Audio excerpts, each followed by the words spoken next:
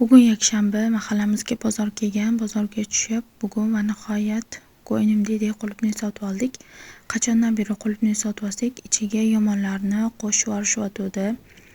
Aldab, bu safar unaqa chiqmadi. Yana uni ustiga qulupnay juda ham shirin ekan. Qulupnaylarni tez yuvib, po'chalarini ajratib oldim. Shakar qo'shilgan qulupnay o'zim rosa yaxshi ko'raman. Shuning uchun bolalarga ham tayyorlab berishga qaror qildim.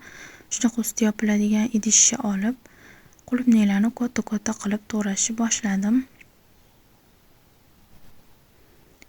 Kerakli miqdorda qulupnaylarni to'g'rab olganimdan keyin ustiga 3-4 qoshiq miqdorida shakar solib, idishni qopqog'ini yopib, yaxshilab aralashtirib tashladim. Birpas kutsanglar, so'klari chiqib, yana ham mazali bo'ladi. Bolalar ham xursand bo'lib maza qilib yeb olishdi. O'zim ham maza qilib yeb oldim. Albatta tayyorlab ko'ringlar. Bunaqasi ham zo'r bo'ladi.